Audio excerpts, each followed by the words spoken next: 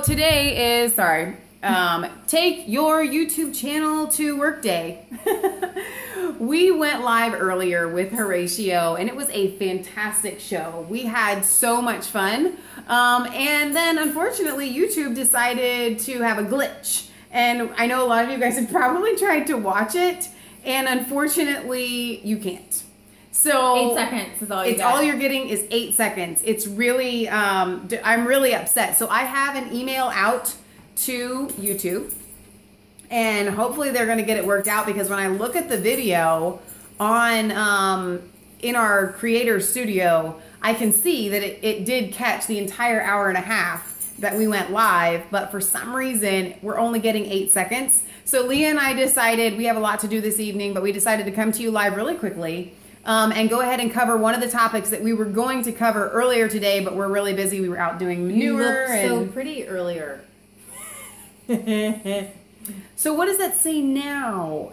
It says we've been scooping manure and picking pears from our pear tree. That's what we've been doing. Partridge in a pear tree. Yeah, partridge in a pear tree. So yeah, I'm sorry that video. We have an email out to YouTube, and I'm hoping we're gonna get it because it was such a fun interview. Catch back later, because I'm almost positive they're gonna get it worked out. Right. And then of course I'm gonna be plugging it because I want you guys to see it, because we had a blast. If you missed it live, you'll want to come for the next time that we do another live show with Horatio, because it was that much fun. He's really knowledgeable, and you have so many questions. Right. What's going on over in the UK? A lot of the same things that are happening here, happening over there. I was looking forward to watching after church. I know, I'm so sad. Literally, we were, you know that really awful face that the emojis make, the angry one? I've been making that like all day long. Oh, poor Horatio. He's like Googling, like, how do we fix it? How do we get it back? Yeah. So I don't know. It's there somewhere in YouTube world. Albert got to see it earlier. Yay. What was so crazy, because right afterwards you were able to see it immediately, which is funny. Right. And then it went back, it reverted to 8 seconds, which is very strange. Things are happening. So the title that we put on here is that the elites and the deep state would love, and that is their goal, for us to have World War III with Russia and North Korea. Exactly. Many of you have maybe seen Trump tweeting things out. You might have heard General Mattis, his speech in which he said, we have many ways to cause great destruction to North Korea.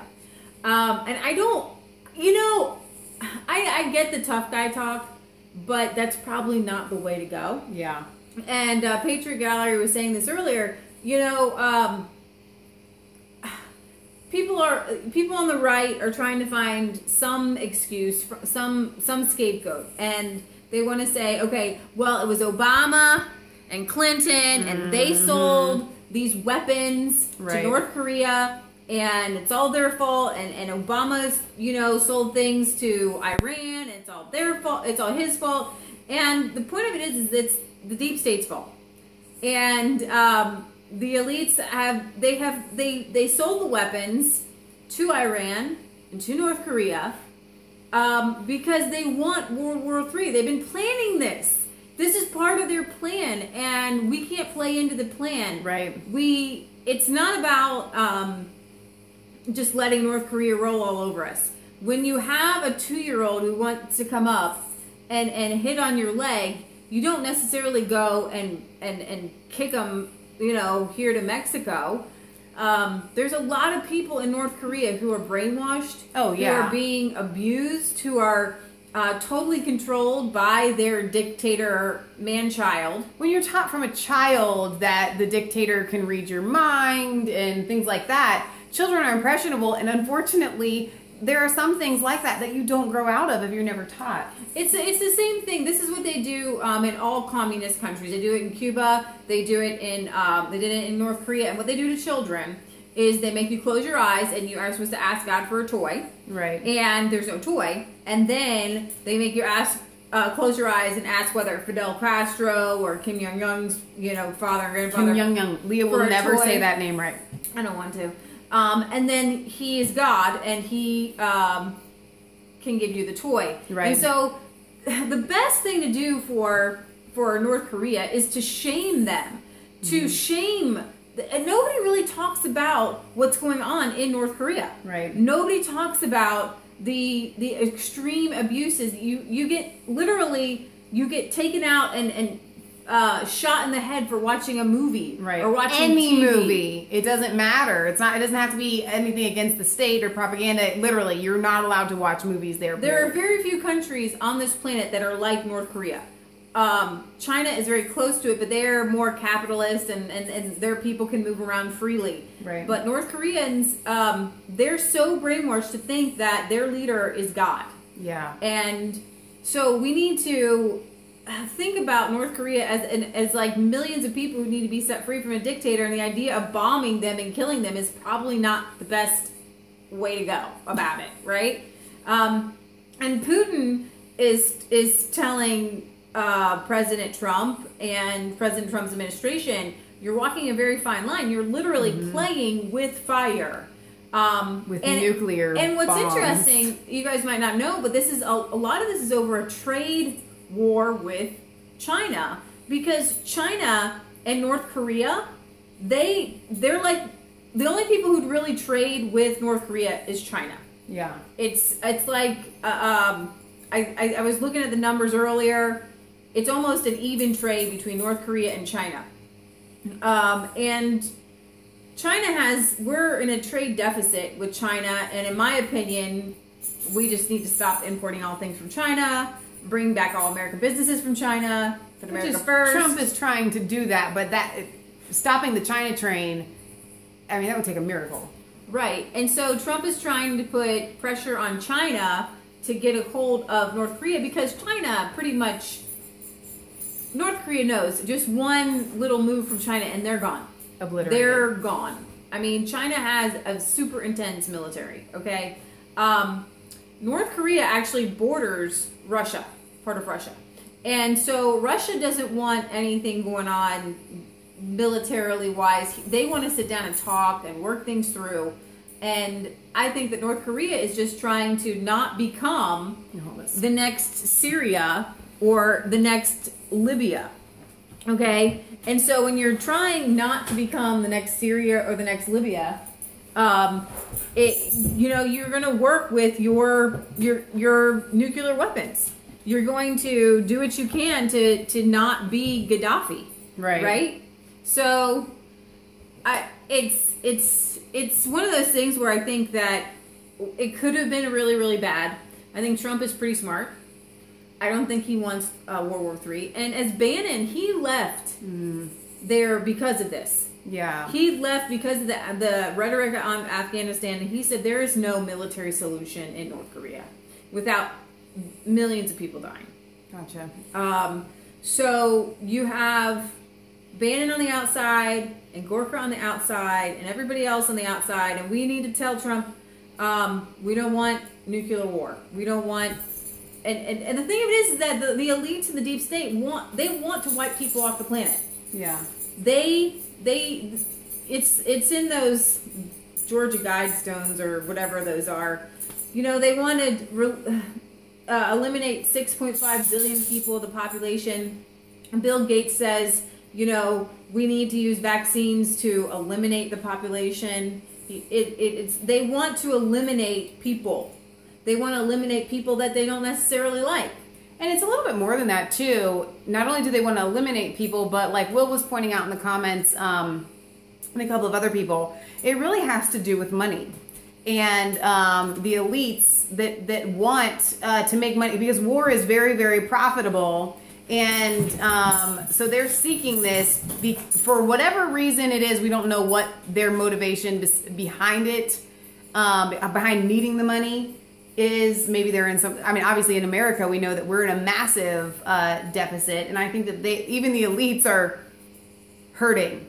Okay. And so they realize that in order to recoup some of their losses that they've had recently, we need a war, and they're desperate for it. So it's not just something that they're doing to play a game. Their lives are on the line, their livelihood, their power. This is a last straw. It's like win-win for them when they go to war with other countries, and then they play up these bad guys like they did with Saddam Hussein. Saddam Hussein was many of you know this by now. He was getting off of the U.S. dollar, creating his own gold-backed, I believe, gold-backed standard of money, and he was coming off of the fiat banking system. Right. He was creating his own kingdom. He was like really.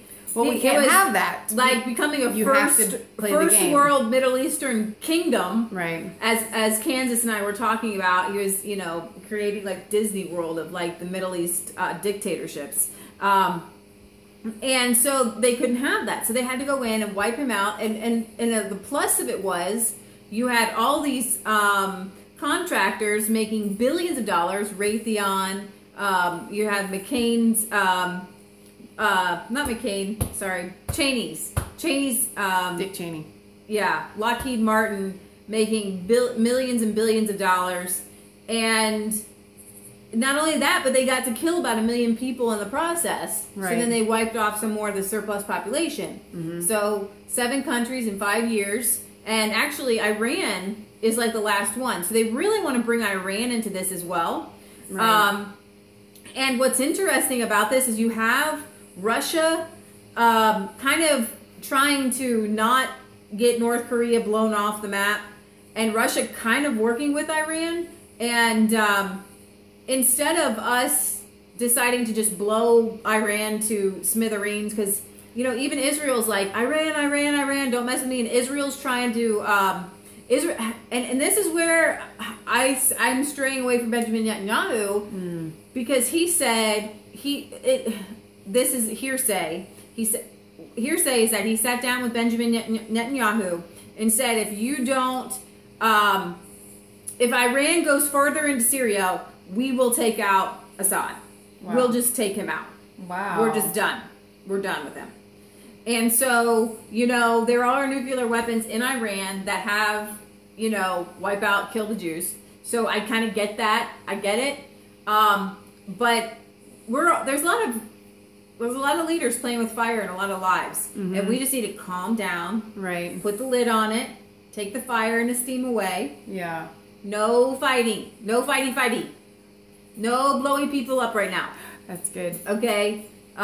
So that's kind of my take on it. The elites and the deep state, they really want war. War is profitable. Killing people is profitable. Right. Reducing the surplus population is profitable. So I think it's a lot of smoke, a lot of mirrors. And I think that Trump is definitely trying to play big bad guy. Israel has accused Iran of being in pursuit of the nuclear bomb for 26 years, but North Korea got one in 6 years, all the while Israel doesn't... Click on the little... Don't put your finger in front of the camera. I don't know how it works.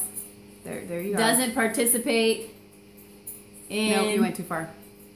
Leah doesn't normally do this. I don't know how to do it. Doesn't participate in the IAEA inspections while Iran does. Oh, very interesting. Saddam Hussein lost the first Gulf War and agreed to have periodic chemical weapons inspections. Then Saddam Hussein said he would not allow the inspections and flaunted himself, much like our little boy here. Fat boy, you can say what Petter wrote. Yeah. So if Saddam Hussein would have complied with the chemical weapons inspection, if he had complied with them and agreed to peace treaty, he might be like, and I don't, you know what, John, I don't know. I don't think he would be. I think that they made up the weapons of mass destruction. I think that everybody knows that George Bush Jr. wanted to complete George Bush Sr. taking out Saddam Hussein and taking. Right. It was about money. It was nothing. It was never about weapons. It was never about chemical weapons. It was never about weapons of mass destruction. It was always about the fact that Saddam Hussein was getting off the fiat dollar and getting away from the petrodollar. Well, yeah, the petrodollar. So, and he wanted it to be gold backed. So exactly. So we kind of wanted to come and bring you guys our little take on the whole North Korea crazy thing, and to tell you, for those of you that just joined us and you tried to watch Horatio's video or the interview that we did, it was absolutely fantastic. And for some reason, YouTube has a glitch. We streamed for an hour and a half. I didn't mean to interrupt you, but I caught what Will said. Also, Saddam wanted a coalition with Gaddafi and a gold-backed new currency. Iraq obliterated once we showed up. So that's pretty much what it's all about, actually, was right. The gold-backed dollar that they had decided to work on together. And so Hillary Clinton kept saying Gaddafi's evil, and so what they do is they play on the fact that these dictators are evil, and then they go and decide, well, we need to go blow them up, but they really don't care about people. There's evil dictators all over the world. They're friends with Fidel Castro. Right. Obama is like praising his, when he's died, oh, what a great man. Right? So they really don't care about people and people around the world. Well, and at this point, it's kind of like we say a lot here on Resistance Chicks, when the devil comes at you with a pitchfork and horns, it's a lot easier to deal with him. And in that moment when Obama did that, it's a lot easier to peg these people once they come out. If you're going to support those types of regimes, then pretty much everybody's going to see you for who you are. And in that moment, we were able to see Obama unmasked, I think, right, as it were. Exactly. So, Otto, while we have you, you had popped in here, and I saw that you say that you now have power back. I think if I'm correct, you are down in Texas and have had to deal with Hurricane Harvey. So I don't know if you can chime in a little bit there so I can read your comments back to the people.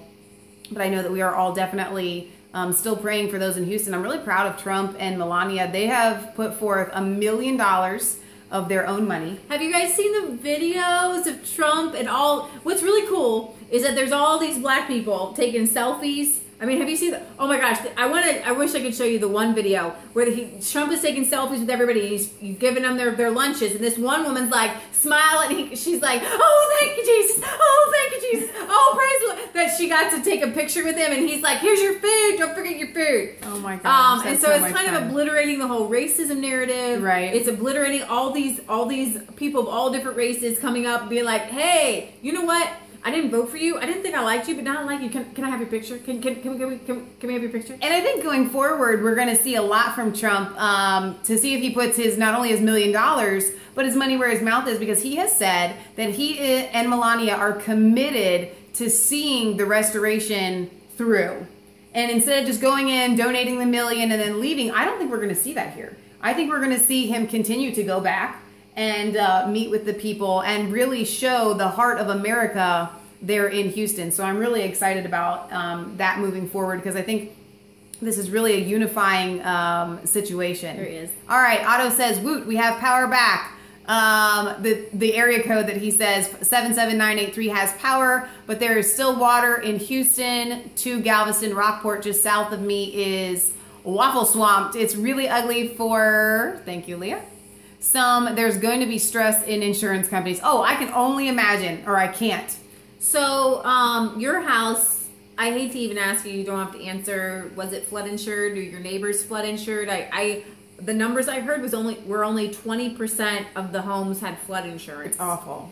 It's devastating. And there's a lot of people older people who just, I mean, I've dealt with like damp, musty, moldy basements. The mold, houses could be house, condemned because of this. I mean, right, we were talking about almost having to tear down entire houses as a result of this kind of flooding and the mold and the mildew. It's absolutely terrible.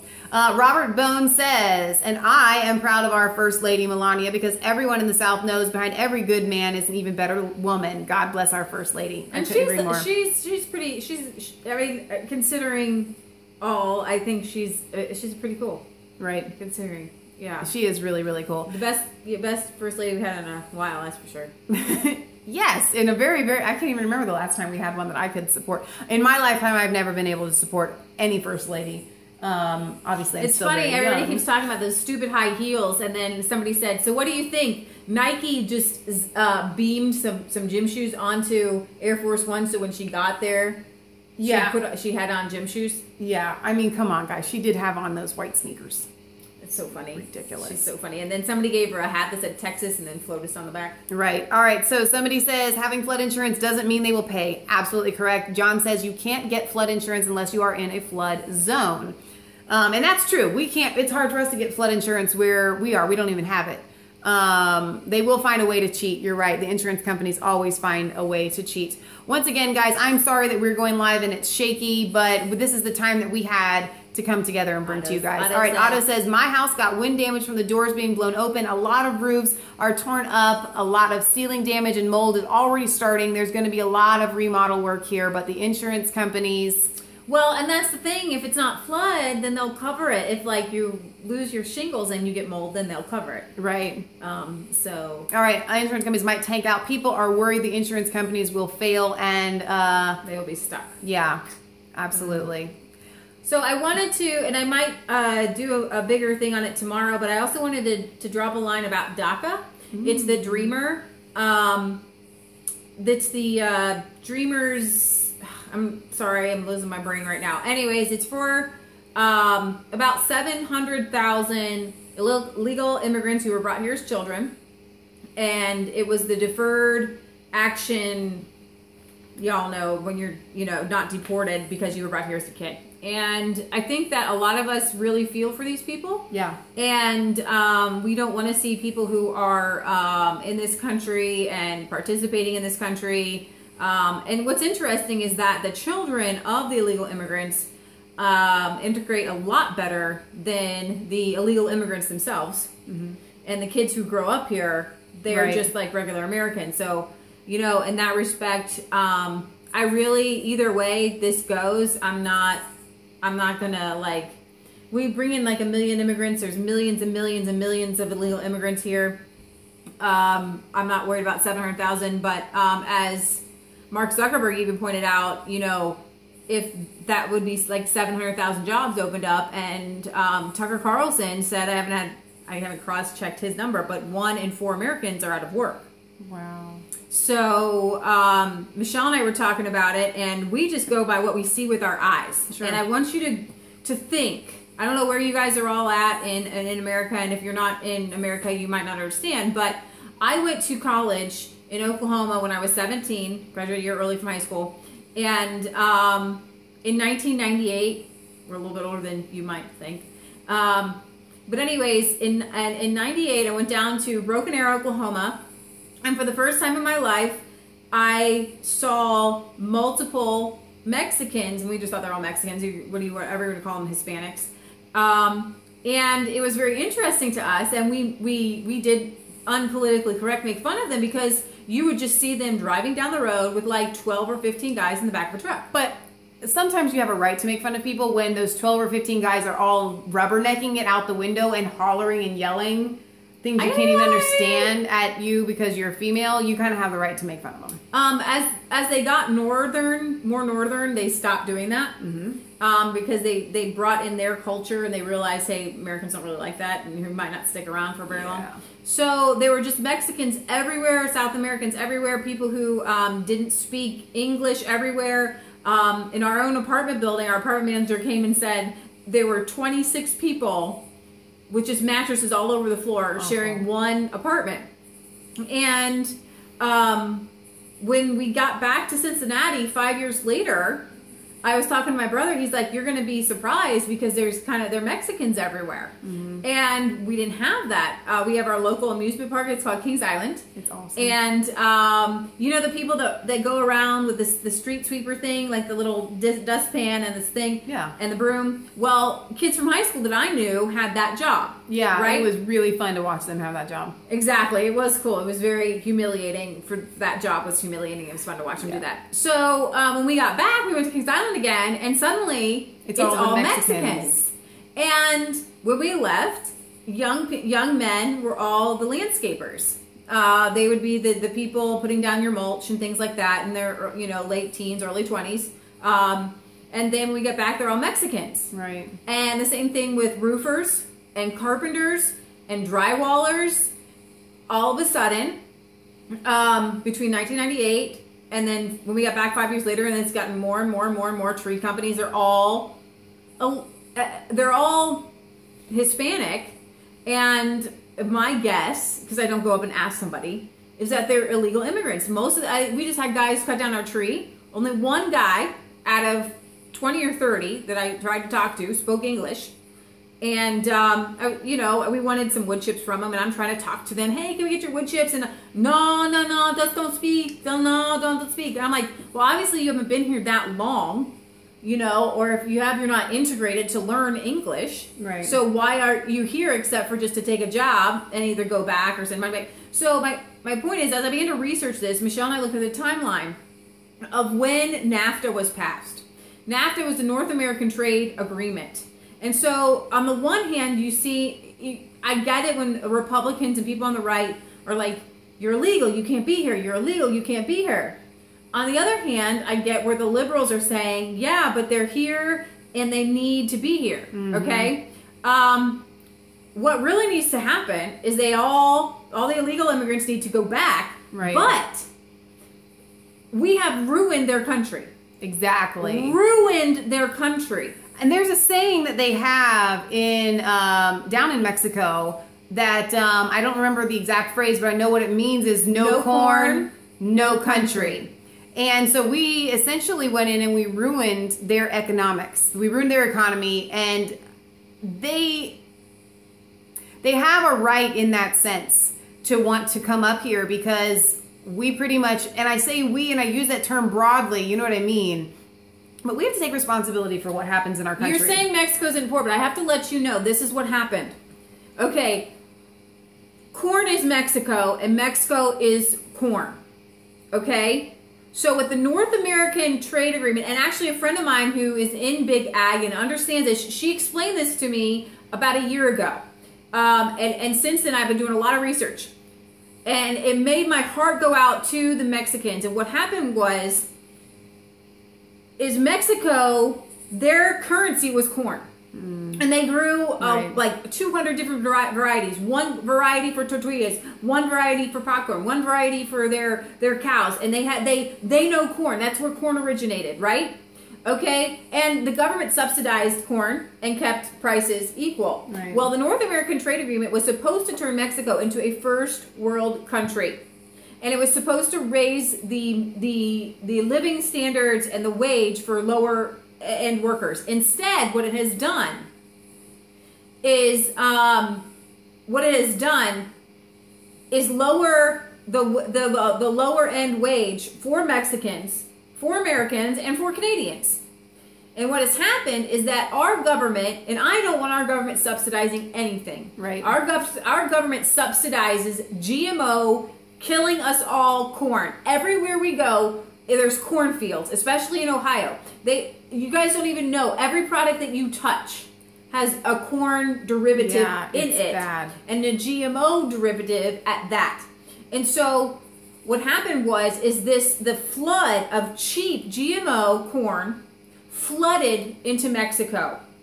And 75,000 American subsidized GMO corn growers grew more than, I believe, about 1 million small farm Mexican farmers. And not only that, pork actually also flooded into Mexico, where you had and I looked at these numbers. I think they're right, but they're about this. There's about 23,000 pork hog farms. And each of them had about 5 employees on average. These are smaller. These were smaller. I'm all about smaller. Right. And then you add to that families like wives and kids. Right. So all those, about 23,000 people lost their jobs, lost their livelihood, can't take care of their wives and kids. And this tiny little ecosystem, Mexico, before NAFTA, had this tiny little ecosystem that worked right. People grew corn and then they would trade it for vegetables, and they trade it for clothes. It really was a currency. And it was a currency. And corn is a Mexican's life and a livelihood. We all know that they eat tortillas for every meal, but it's more than that. I was reading how a woman who planted corn, she said, we go out to the field and we pray over our corn. Wow. We ask God to bless it. We commune with God as it grows. Okay? And so we see these invaders, these Mexican invaders, but we don't see that the globalist elites destroyed these smaller second world type communities that I find much more natural, much more definitely healthier. You know, you just had their trade was so delicate and in such a delicate balance. It was an ecosystem, a perfect ecosystem. And what happens, like with Roundup, the same thing happens with Roundup. Monsanto destroys communities, destroys lives, destroys health, destroys our ecosystem. When you spray Roundup down, it doesn't just kill plants; it kills other things. It kills little things. And so when you spray herbicides and pesticides, sometimes you're killing worms and you're killing cockroaches and you're killing dung beetles and you're killing this entire ecosystem. And so one of the things that the people on the right are really uneducated about and need to get together with some of the lefty liberal hippies is the fact that GMO and Monsanto, the makers of DDT, and if you haven't watched it, please go back and watch our recent one on Monsanto, where we show how they've been lying and telling us that it's safe. They've been picking falsified data. They falsify it themselves. We covered this. So you guys need to just go back and search for that video. I don't remember what it's called. Monsanto is evil. And so we cannot say just go back to Mexico until we repeal NAFTA and fix this corn trade. Yeah. Our government has to fix it so that it's not cheaper to bring in GMO American corn. And then you have these, everyone knows that like in Africa and things like that, it's better to, if you're going to give any aid, it's better to give people cows or sheep or a way to start a small business than it is to just give them bottled water. It's better to give them a filtration system rather than bottled water. It's better to give them a way to make a business out of making food than just give them food. Right. Or give them tools they need to make clothes rather than to give them clothes. Because you destroy these tiny ecosystems in these economies. And I wanted to show you some cool videos, but we're not with Well, hang on though, because we'll probably be able to redo it when we have time, maybe even tomorrow, and cover it with the links and stuff like that. But like I said, we're just doing this kind of a last minute thing because the video that we did put up with Horatio didn't go. And so we wanted to give you guys an explanation, one, and a little something to watch, two, until that gets worked out. But I think you hit the nail on the head when you said that we need to go back and fix it. Yeah. And I think it's really unfortunate when we just go at this like we hate Mexicans and it's so awful that they've come here and build the wall. And you know what? Build the wall. And they should be coming here legally. But at the same time, you can't live in a nation who is solely responsible, solely responsible for ruining an entire economy, causing their people to flood into our country, and then just be like, just blame the people themselves without taking responsibility. That is not what an honorable person does. And you know what? You may say, well, I had nothing to do with that, and I just don't like the Mexicans. You know what? This is our country. It's our government. Our government messed up. And we, the people, are the government. And so once we take the government back into our hands, we still have to make reparations for what they did when it was wrongfully controlled by a rogue people. But this is actually an easy fix.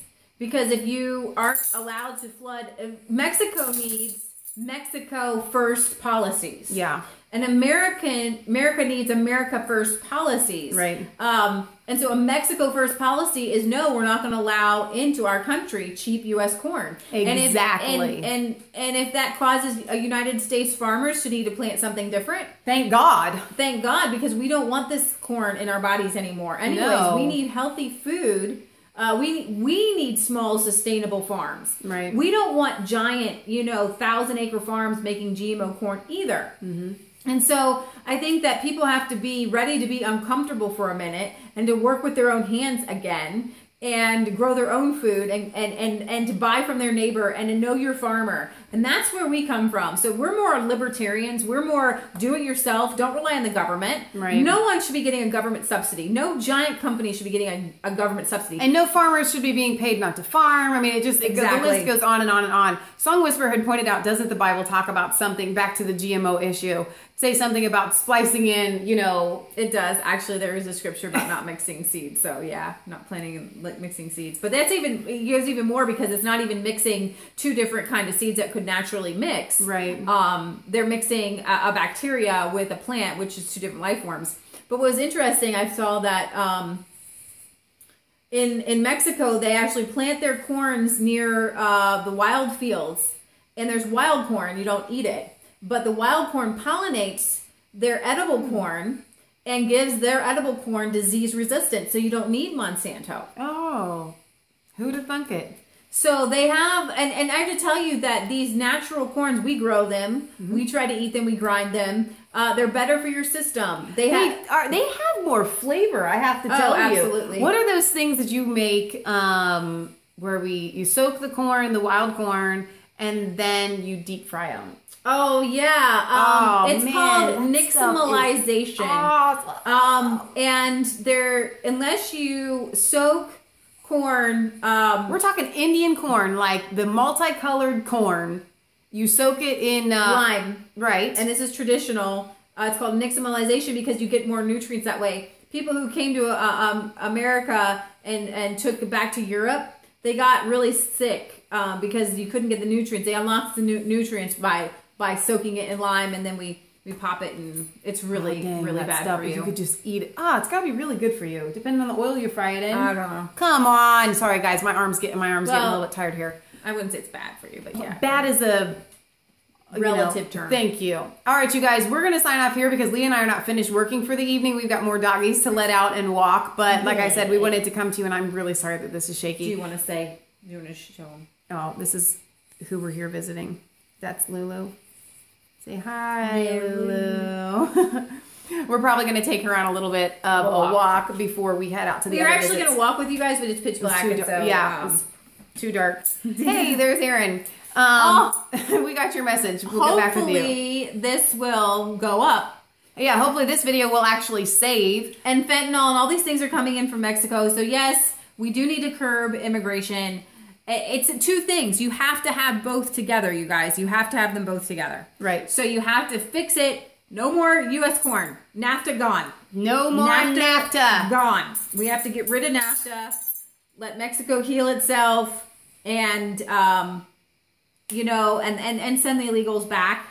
And help heal their country. So it's a good place to be. So it's not run by drug lords and cartels and craziness. Somebody just asked Leah, did we miss your birthday 2 days ago? No. Leah's birthday was back in March. If you heard us talking about that, that's for when we did Leah a little surprise back then. So we're going to sign off here. Thank you guys for joining us. Again, I'm really sorry about the shaky camera. But I'm building up, look, I had to do like this the whole time holding this camera. Whoa. So yeah, that's right. Like, comment, subscribe to Mass Faith 3 and Resistance Chicks. Ring the bell for notifications. Find us on Facebook. Follow us on Twitter. We love you. God loves you. God bless. It's not just a conspiracy theory if it's the truth. And don't forget, when Horatio's video, I'm going to keep plugging the heck out of this thing because we were so excited about it. When it actually finishes and it doesn't just have those 8 seconds up there and the full length up there, I want you guys to watch it because it was so much. It was our first Skype interview that we did, so hopefully the first of many more to come. Thank you guys for our moderators for being here tonight. I know I saw John and Will and Gary. You guys are awesome and fantastic. Patriot Gallery wasn't on tonight, so you didn't see us, but all right, you guys. Hey, Dolphin Man. Bye, Dolphin Man. I think we're going to go live tomorrow. I don't know what time, but we've got more stories to bring you. So how long does Roundup ruin the soil for? And that's the trick of the question. They say that Roundup doesn't do anything. It does. Okay, the glyphosate. Go back and watch our Monsanto video where we answer a lot of those questions on Roundup, and it's kind of really scientific. In order to repair the soil, you have to actually kind of bury that and create new soil. Like, let's say what Joel Salatin does. He's been able to create 3 feet of new soil on rocky land by bringing cattle in. And how do you create that soil? We're literally talking about the cows come and poo and run that land and things like that. And the chickens come through. You have to create the new soil and kind of bury that Roundup because it'll be a long time before that soil can somebody said come 4 back. years. I don't actually know. The crop rotation does help. Yes. Yes. All right, you guys, we're going to sign off. We could talk about this for ages. Cowpies are awesome. All right, bye, guys.